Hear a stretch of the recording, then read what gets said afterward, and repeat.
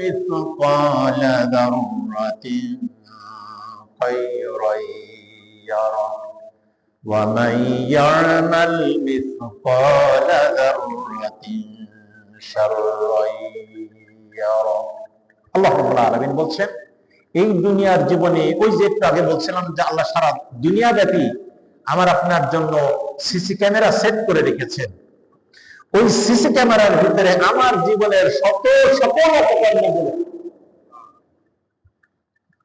স্টুডিওতে রেকর্ড করে আমার ওই কয়েকখানার দপ্তরে ওখানে পৌঁছে দেওয়া আছে। আমার জীবনের সব ভালো কাজগুলো সেখানে সংরক্ষিত আছে, সকল খারাপ কাজগুলো সেখানে কি দুই জায়গায় চলে যায়।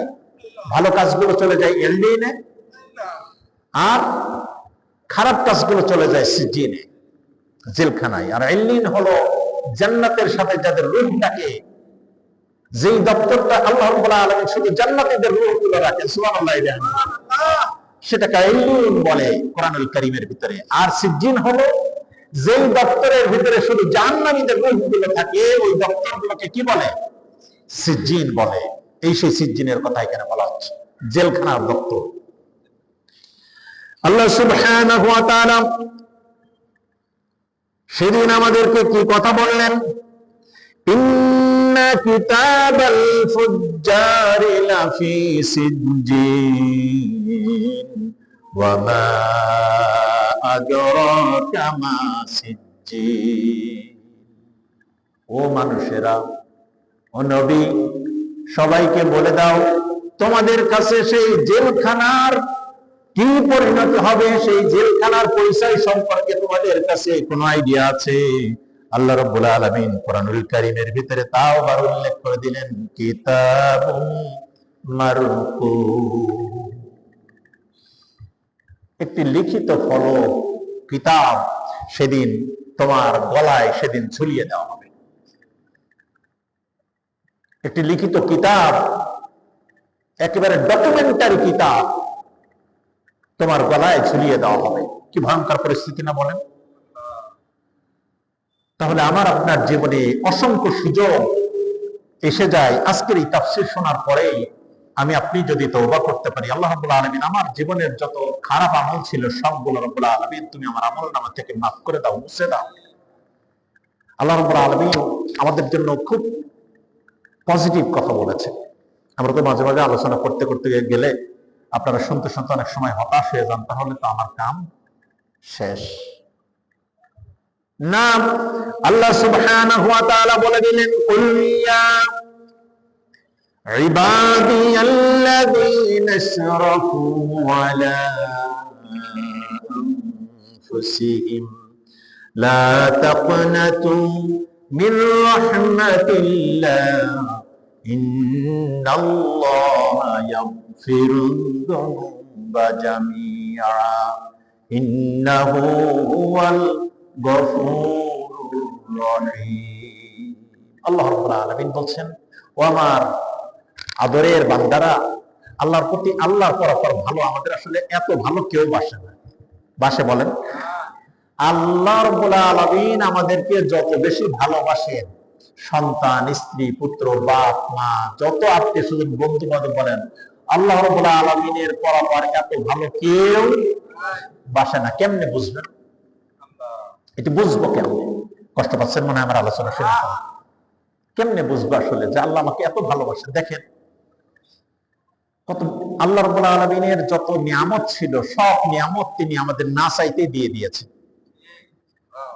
আমার এই জীবনের জন্য কত টন অক্সিজেন লাগবে এটা দরখাস্ত করছিলাম আমরা মার গর্ভে থেকে থেকে, যে 70 বছরের জন্য আমার এত টন অক্সিজেন লাগবে, আগে বাজেট বরাদ্দ দাও, তারপরে দুনিয়ায় যাব। আল্লাহ রাব্বুল আলামিন সব কিছু না চাইতেই তার বান্দাকে পূর্ণ মাত্রায় দিয়ে দিয়েছেন। এক্ষেত্রে একটি দোয়া আমি আপনাদেরকে বলি, এটা বাংলায় বলি।